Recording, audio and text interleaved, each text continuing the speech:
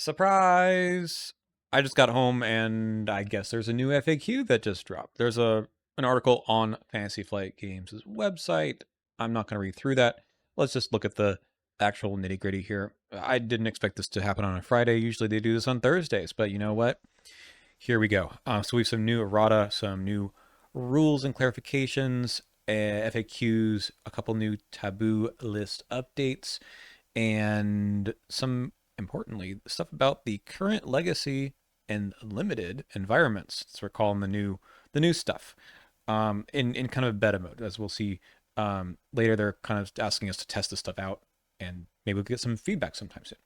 I'm looking forward to seeing that. I have read through all of it already, so I'm just going to jump to all the things that are in red that seem interesting. These Drowned City erratas are kind of known that they just forgot to put some instructions in the setup. That just happens in every campaign, as you can see. Let's keep going.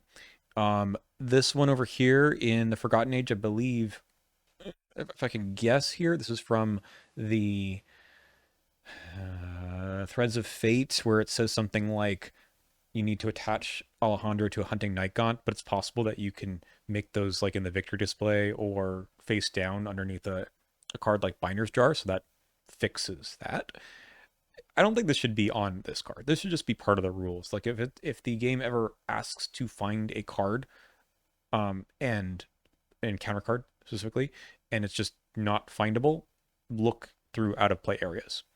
Um, Maybe that makes some people mad if it's like a victory point or something that you have to bring it back. I don't know. It just shouldn't break scenarios, right? I don't think they need to go fix every single line of every card. Okay, keep on moving. The second column, this is hilarious. This is really funny to me. The story with this one is that in the original Circle Undone campaign that was released in the different Mythos packs, this card, which is Act 2 of Before the Black Throne, was printed as the clue threshold 2 per player. Then, when the repackage came out, everything in one box, it was printed as 1 per player for some who knows what reason. Very strange. When asked about this, the designers then said, through the rules form, the correct thing is what has been repackaged. It should be 1 per player. And then, surprise, they say, nope, supposed to be 2 per player. So, anyway, it's not that big of a deal. People who have bought the new package are never going to go look at this because who cares? Let's keep going. Parallel scenario for Monterey Jack. I don't remember what this is referenced to. It's the last location that you go to. I don't know what changed. Okay, whatever. Um, I think there was some like discrepancy if you drew a location card instead, and maybe when I played this with PAX way back when, we messed this up. Well, messed up. Pitchfork. This card's ability should read your location. Actually, hold on a second. Like, what is it talking about? What's wrong with Pitchfork? Pitchfork. It normally says if this attack is successful, is this card's ability should read your location, attached location gains. Oh, attached location instead of your location. Let me just show you over on Arkham DB. Right there. It says your location gains, but it shouldn't be the dynamic. Like whatever your location is could be whatever the attached location is. I think that's what that means. All right. Probably no one was super confused about that, but fixing problems is fine. Moving on. This side, this is a good change as an errata. It could have been a taboo. So predator or prey, I might as well just bring it up over here as well, is a card that people said, hey, it actually moves elite enemies, but it really shouldn't, right? Okay, let's bring this back. Yeah, predator, prey. This that just says that each enemy moves or disengage or whatever. So yeah, that just it's a mistake. It should have been non-elite. Fine. On this side, there's some more stuff from A campaign, Feast of Hemlock Vale. I don't care about the barn right now. I think this is about the. I guess I read it in the articles about how this is the Ajax one. So if you started here, it should always be able to be triggered. Katarina Soika. So this should be when you would reveal. So this is to make it more in line with other cards that reveal tokens, like I think Wendy. So let's see what her original text is. And this is, again, I like that these are erratas. Yeah, when you reveal chaos tokens, it should be when you would reveal. So it replaces the revelation of a revealing of a chaos token. Good, fine. What else? Forbidden Sutra is a free triggered ability. I'm not going to show that card. It shouldn't have been a reaction because the timing wasn't a reaction. Limits 1 to protest, fine. Yeah, the Western Wall problem has a couple of issues. Western Wall scenario has a couple of issues with being forced to advance. Core of the Vault, this one is the problem of the unrevealed side you could just walk into. Okay. The Final Seal. Yes, this is the problem on the final agenda of the Drowned City. You could flip it and then it just says you win, which isn't what it should be. And then an errata on No Place Like Home. I think we've talked about this before, how this should be when you reveal or put a location into play. It's a task, right? More on that later, this idea. Okay, definitions and terms. I don't know if there's anything changed here. I don't... Is this a change? Cannot play or commit? Was that not in there before? So this should not allow you to say use copycat and then commit Stella's No Place Like neither rain nor snow. I'm just saying No Place Like Home because it's the last thing I had in my mind that started with an N. Okay. I don't remember that that's new, but maybe it's new. It may have gone back and forth. All right. We're going fast because I don't want to spend time going through 28 pages of this with everyone. As cool as it is, this is new. Gaining, spending, and forfeiting actions. Investigators gain actions during 4.2 of the upkeep phase. It does say that, technically. Any unused actions are forfeited when an investigator chooses to end their turn during step 2.2.2 of the investigation phase. There's been a lot of drama about this one for some time. Because there are ways to spend actions, or lose them for that matter, outside of your turn, right? For example, Giant Albino Penguin in Edge of the Earth lets you, or makes you rather, spend actions when you move into its location or leave.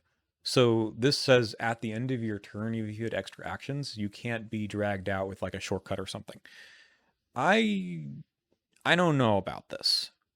I don't know what this is solving, what problem this is solving without thinking about this too much. And maybe there's something, I don't know. You may not spend actions outside of your turn unless explicitly granted via card effect. That's okay. Like that's kind of normal, but having to lose all of your actions at the end of your turn, meaning that you cannot lose them again, because sometimes there are effects that say lose an action, or I don't know, right? If it's you draw an out of turn after your turn, lost in time, whatever it is, the one from Forgotten Age that says willpower 3 for each point you fail by, take a horror or lose an action. And there are ways to take those actions out of turn, right? You go first, then Carson gives you an action or something. That is a bit of a problem that then you're forced to just, I mean, you're not normally forfeiting actions, but I think with the Penguin example, you could plan to do that. So I don't know. I don't know why this needs to exist, but okay.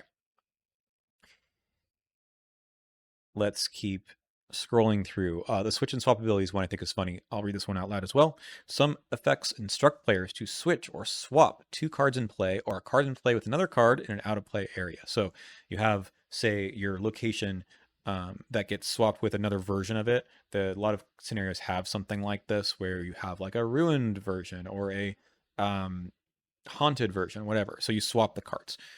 When you swap cards, each card maintains its status, ready or exhausted, and retains any tokens on it. So the card goes away and keeps any tokens that were on it.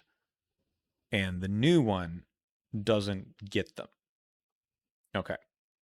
Unless otherwise indicated. Quite a few cards do say something like keep all the tokens or move the tokens over. That is pretty normal, but I think they want to codify here that you have to say that it does. Now, if it is an attachment, it is detached from its target element during the swap and then reattached to its new game element. So let's say you had obscuring fog attached to some location. It is going to detach from that location when it gets it leaves play, and then the new one comes into play and gets reattached there. Now, I'm going to bring up another card here because people told me when I played Ravenquill with Eyes of Illusia. Let's look at that card. Ravenquill is just an attachment. That Ravenquill would leave play because Eyes of Illusia leaves play when it swaps with Blade of Yoth, this card here. But at least with this ruling, not so. Attachments get to stay attached, which is interesting. Now, the example that they also give here in the FAQ is about enemies. If an investigator swaps places with an enemy via ethereal slip, that's basically you choose an enemy, you swap places with it, they are considered to have left their location and entered the other, but are not considered to be moved for the purposes of card effects. Fine. So what if an enemy has an attachment? Is it now attached to you? I mean, they probably should just rule that's not the case because that's kind of silly. But I think the attachments sticking to the target elements is okay. Personally, when people called me out on the Eyes of Illusia issue, the reason why I was like, I strongly think that attachments should stay on this card is because it's swapping with a bonded card. And there's only 2 cards that are like this one and the other Guardian card. That's the accessory slot with charges on it as well. Because this one actually says you keep the charges or you lose the charges so explicitly. So the attachment part is that question. Empty Vessel, or Wish Eater. These cards, to me, this set and Eyes of Illusia, Blade of Yoth, they're the same card. You're powering the card up, right? And likewise with the locations that go with their other version. It makes sense to keep the attachments to me purely thematically. I don't always go there because it's the same card. It's just that for game limitations, the fact that you can't just flip the card over, for example, and have like a double-sided card for these kinds of cards because they have to shuffle into your deck, they have an extra bonded card. But in reality, to me, they're not really leaving play. They're just changing the text on them. I don't know if that's true for every case, but to me, that feels very different than an enemy swapping places with an investigator. But that's what they went with, and I guess that's what we have for now. Okay, moving on. Nothing new here. It's just all the red stuff. Okay, does Quick Learner increase the difficulty of skill test? Hooray! They actually told us that what they said before was a mistake. And now it's as we always knew, but now it's at least codified, so everyone who is complaining about, well, that's not how I read the card, fine. I don't care how you read the card now. It has explicit FAQ instructions here. So only affecting skill tests during your turn. Plan of action also works the same way, only during your turn. Okay. There was just a whole thing about this, and I don't know why people were so upset that we had a ruling from the original designer, and then we're, flabbergasted as that being the reading. I heard the other reading. I understood the other reading. I don't want to get into too much more, but clearly that was the intent of the card, so there we go. Okay, can I use the reaction ability on Ravenquill? There you go. To mark additional checkboxes on its upgrade sheet beyond my deck building access. No, why would you do that? You can't do that. Okay, Beguile. Sorry, I don't mean to sound flippant about that, but I think that's a wild question. If you choose to activate Beguile's action ability and evade, you can use any enemy at the attached enemy's location. Fine. If the targeted enemy has the alert keyword and you fail, that enemy attacks you, even though you're not at its location. Yeah, I mean, that's just the alert keyword. That's why Summon Servitor actually says you ignore that, because it is weird. It probably should say that here too, but they have ruled otherwise. Question. When an act or agenda instructs the player to reveal or put a new location into play, who is considered to have revealed it or put it into play for the purposes of card effects such as Mouse Mask or Wit Green or the task we talked about earlier? My answer would be you choose, because it's usually the lead investigator. If it doesn't say, then it's you choose. But because acts and agendas are advanced by the players as a group, that's news to me. Each investigator is considered to have put the locations into play.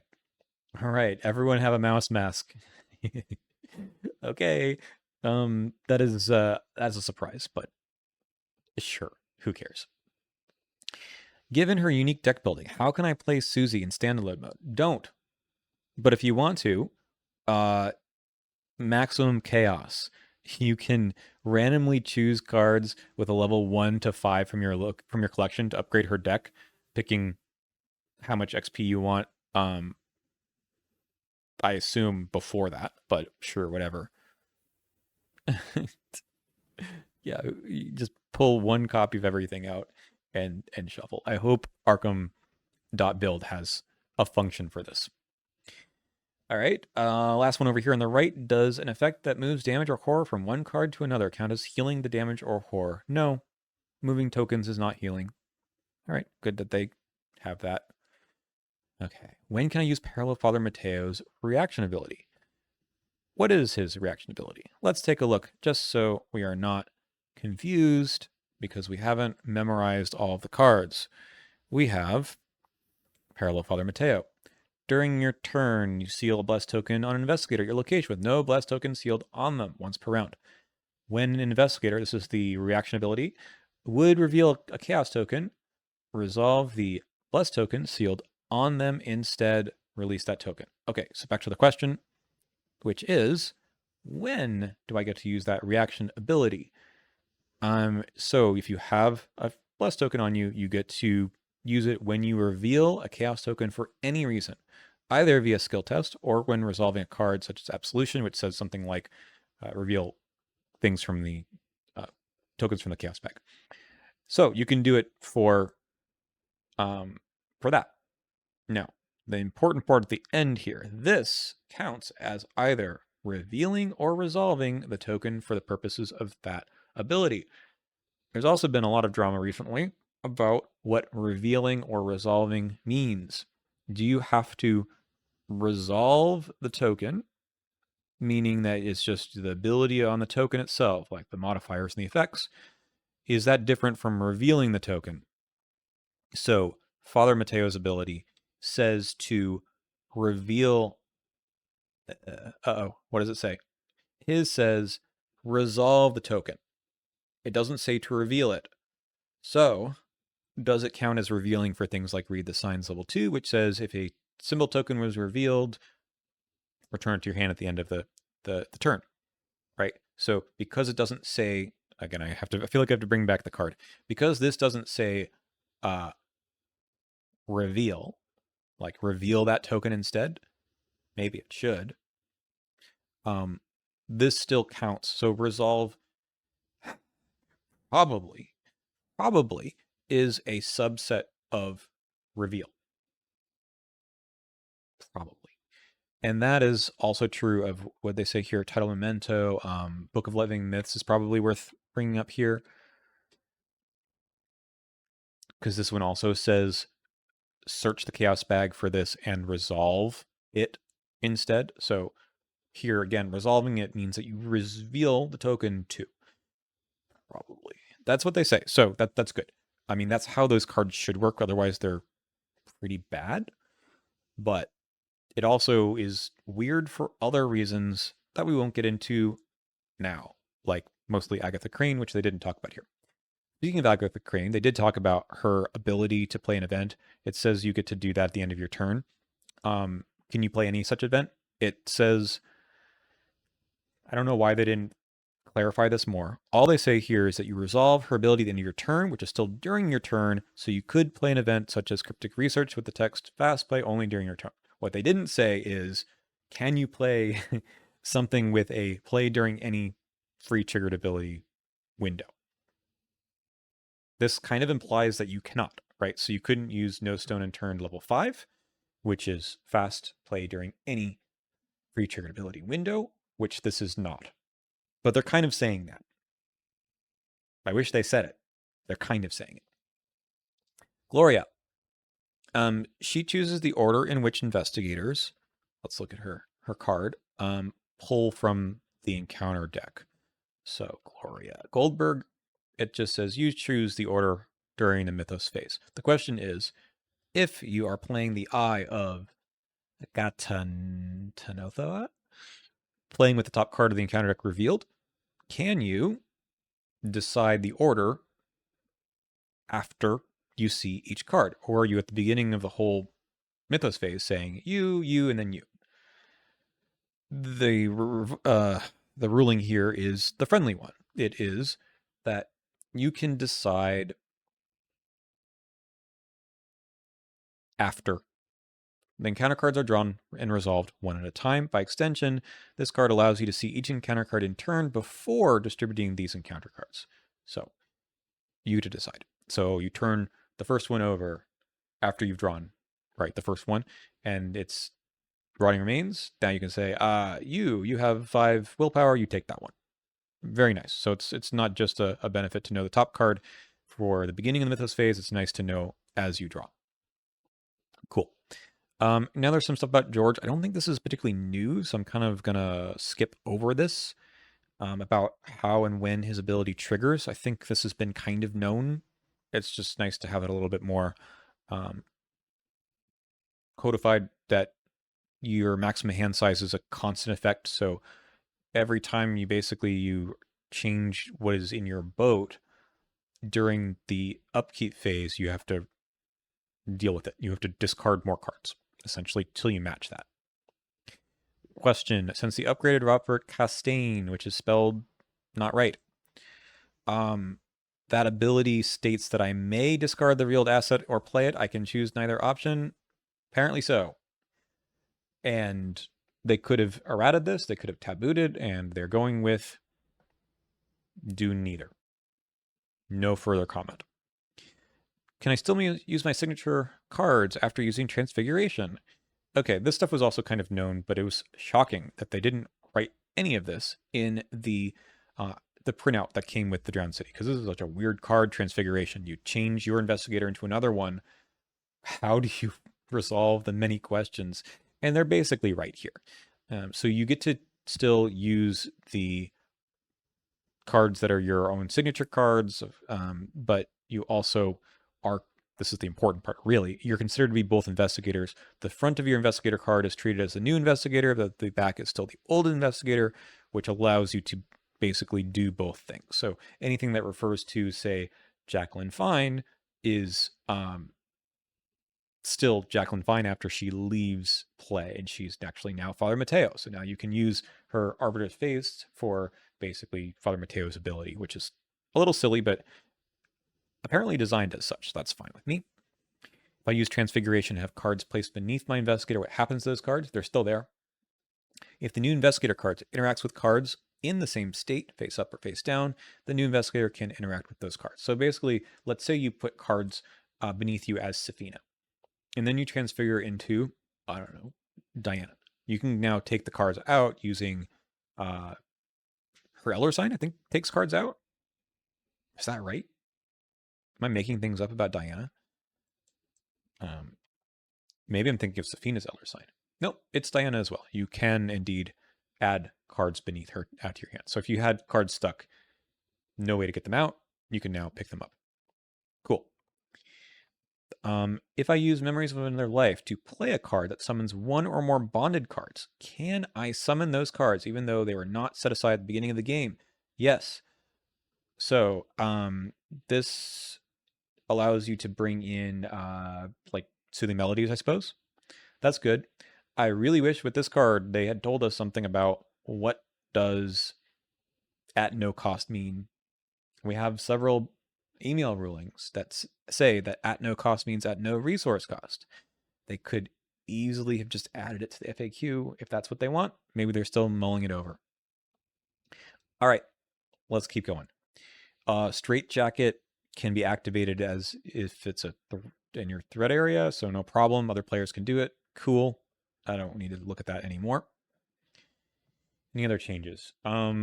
This is a good one. People have asked this, and I would have ruled it the other way, but look, they designed these cards. Makes sense. If I defeat 2 or more copies of Persistent Construct at the same time, like Storm of Spirits, Dynamite Blast, each Persistent Construct is defeated simultaneously and cannot be retrieved from the victory display. If you haven't played this campaign and have no idea what this is, cool. Come back to this if you ever run into something called the Persistent Construct. Hey, Taboo list. Most things are the same. So, the only 2 differences, and we can go grab those cards. I mean, it doesn't matter. They have the art up already. But Flurry of Blows, -2 experience. It used to be 5, so it's unchained to 3 experience. Remember that the card's level remains the same. It is still a level 5 card, just costs less. Archibald McVie, same deal. We all looked at this card and said, why is this 5 XP? 3 is fine. Flurry of Blows, I feel like is a card that needs to see more play, and that's probably why they did this. Yeah, I'll play it here. Anything else? Swift Reflexes gains limit twice per round.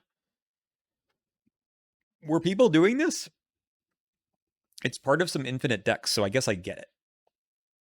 But this is one of those taboos that makes me think that they sometimes are trying to like squash the crazy things you can do, and then the card loses some functionality otherwise. But the reality is, like, you're not doing this more than twice per round in a fair deck. I assume this was some kind of Wendy shenanigans. Okay. Chuck Fergus gets tabooed for the event gaining fast play only during your turn.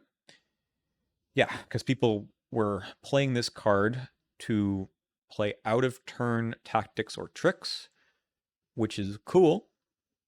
Not intuitively what the card says to people who don't know everything about the rules reference and what is a gaping hole in the rules reference. Maybe I'll talk about this at some point. So the intention probably all along was that you you use the card during your turn because that's the only time you could play those events. And gaining fast doesn't have to mean.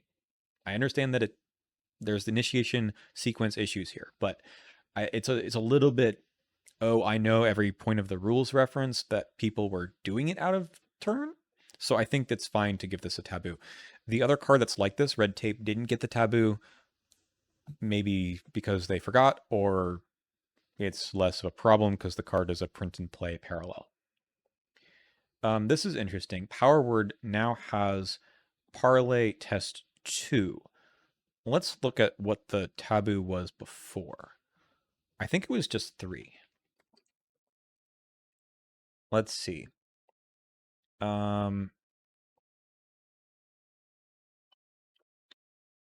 Where are the taboos? Yeah, if attached enemy is at your location, parlay test 3.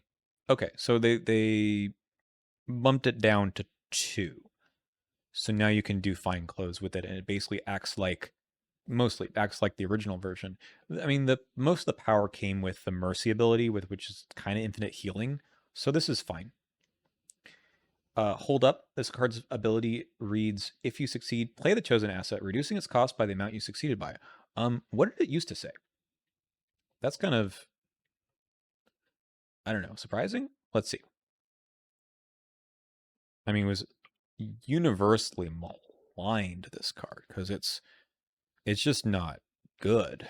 Um, if you succeed, instead of dealing damage, aha, it deals 1 damage now, reducing its cost by each point you succeed by. Okay, okay.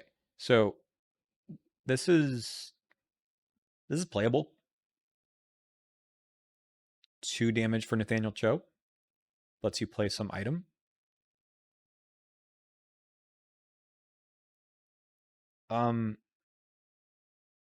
Maybe Mark even. Okay, okay. I kind of like it. And it's really just the 1 damage, or rather, instead of dealing damage altogether, that saves it, right? Because now you could commit Vicious Blow or something, and that makes it quite a bit better. Hand-eye coordination.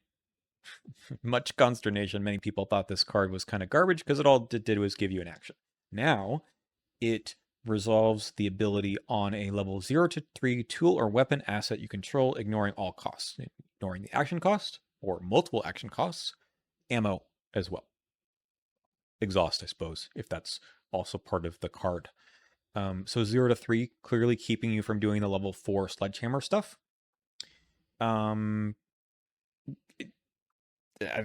That's good. I think this is like actually something to really want. I didn't have a problem with this at 1 XP, just giving you an action, but it wasn't exciting. So, honestly, for Blood of Thoth, I want to see the card. I want to see the whole card. All right, there's hand-eye coordination. Here's hold up. There's power word. Test 2. Keep going. Blood of Thoth. Okay, so now when Doom is placed on a card you control, no exhaust. Place 1 resource on the card as an offering. Okay, so now you put Doom on your Sin Eater. You put Doom on your cat mask. No, don't put on your cat mask. Put Doom on your dowsing rod, whatever. During the investigation phase, except during an action, thank goodness, spend 2 offerings and exhaust Blood of Thoth. Instead of the original one, which was spend 1 offering, did it have use anytime? Such a bad card. I hadn't remembered what it said. No, it was out of turn. The original one here, if it has 3 or more offerings on it, remove all offerings, choose and exhaust it, choose an investigator to take an action. Could be out of the investigation phase. Okay, so now you have to spend 2, so it's a little easier now. And then you get to take a turn, extra action rather. Could be on anyone's turn, so that's still good. It could be out of turn. It just isn't out of investigation phase.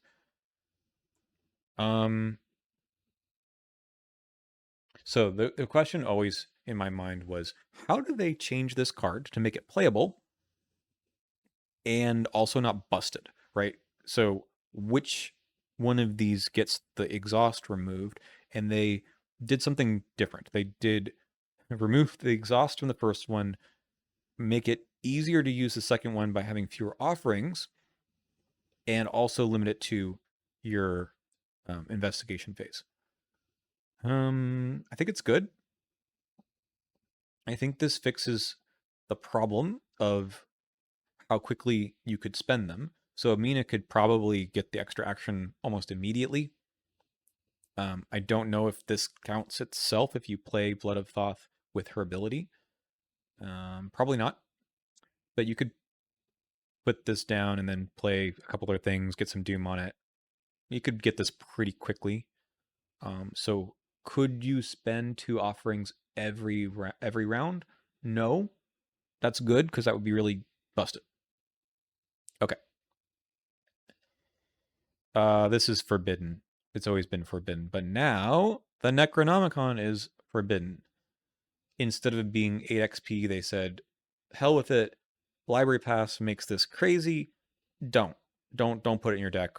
We're done trying to balance around this card. All right, fair enough. Let's go back to the the taboo list, which is still in the same document. Here we go. So I think this is Blood of Thoughts. It seems fine. I'd like to see it in action to see how, like, if you can spend the 2 offerings every 2 rounds, that's way better than the original one. I think that makes it much better. And if you're going crazy with Doom, then shouldn't be that bad. Still take up a pretty good slot though. As a level 0 card, I think it's okay. Ultimatum of Exile. Treat each card with Exile as if it also had campaign mode only. Yes, that just should be the rules. Who is out there playing standalone mode and putting all kinds of Exile stuff in it just to cheese the cost on those? Like, come on. Some refractions. People were complaining that Cthulhu was a little squishy, as they said in the article. I agree. So this makes it a bit tougher. There was some cheese with horror and high gear. This should just be like a taboo or something. I don't know. Like the ultimatums are in a bit of a strange place because some of them seem like they're fixing a scenario. Some of them seem like they're increasing the difficulty. So it feels like this is a taboo, but taboo doesn't work that way. It's mostly on cards, and they don't do that with scenario cards. They tend to just do it with player cards. Okay. The last big meat of this discussion is about the current legacy and limited environments. So their beta version of this. There's 3 different things they want us to try out. The current environment is going to be defined, for now, as the core set, either from the original or revised core, as you wish. The original, of course, doesn't have charisma or a bunch of other cards in them. So whatever you own or feel like you want to play with. The 5 starter decks: Nathaniel Cho, Harvey Walters, Winifred Havemuck, Jacqueline Fine, Stella Clark. I like that these are evergreen. They might change to be some other evergreen sets, but I think the core set alone is not enough.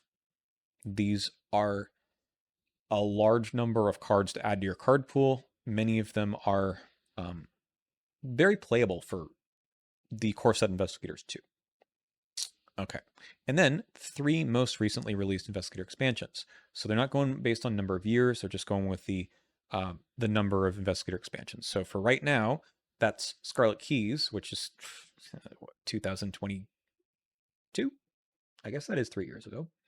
Feast of Hemlock Vale and Drowned City. So that's actually a lot of cards. And this includes the weaknesses as well. So if you want to play with a limited card pool and you want to emulate what will probably be the case next year, start playing with these. This is how most of the Mythos Busters campaign play along works. It's this set plus 1 other thing. 3 is pretty generous. A lot of cards. Like, the power is still apparent, I think, with this set of cards. It's just some older ones which they might start to replace or reprint in some way that are a bit missing. But 3 investigator expansions, that's a lot. You won't miss, I mean, you're going to miss some things, but you won't miss, I think, a fairly high ceiling. Okay. Legacy, use whatever you want. Limited environment, this is sort of a build your own, where instead of the most recent, you pick any 3. And if you're playing with other people, like your player group has 3 people in it, everyone could share the same 3, or you can pick different card pools for each player. That works too. You choose. I think mostly for a co-op game like this, you just agree on kind of the relative power level that you are looking for, and that's, I think, it's been the case all along. Like, if one person plays a crazy Amanda Sharp deck, like, everyone else needs to know that that is the level of power to expect from that deck, and if you like that or not is kind of up to you. So it's still going to be the case here. They said in the article that they know, as we know, that the legacy environment is going to include some wild power levels. And if you are a player who likes that, great, continue playing with everything. If you're a player who is a bit like, they don't balance this game anymore, then that's not totally true. I think that's just impossible to do that with such a large card pool. Play with some of these other variants instead. And you'll feel like you're having more fun if you like more of a challenge from the scenarios, anyways.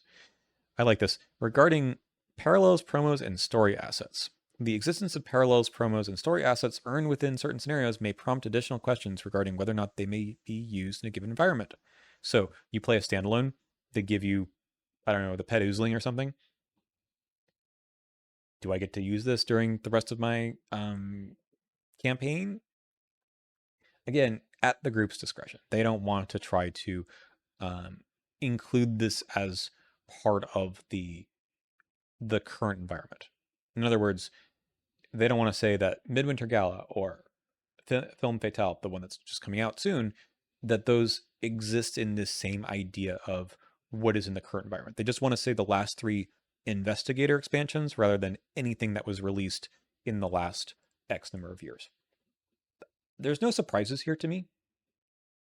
This is good.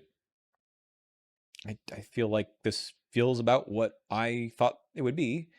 I wasn't sure if it was going to be 3 or 2 investigator expansions, but yeah, start playing with this. They want you to give some feedback. I think the the the person who's doing outreach to the community said something like this, that in a few weeks, maybe after Gen Con, report back to them about how it's gone so far. Does this working? Does this make sense? Because this isn't. I mean, this is official in the sense that it's in the FAQ, but it's not necessarily what they'll stick with long term, because it's a living card game. It should be responsive to our play styles and what we think works. Of course, what they think works from a business standpoint as well. If the last 3 is what they're willing to print and keep on the shelves, then let's go with that. All right, thanks for this emergency discussion, but overall it's fine. I just wish there's always always wish they put some more stuff in here. The taboo list is very gentle.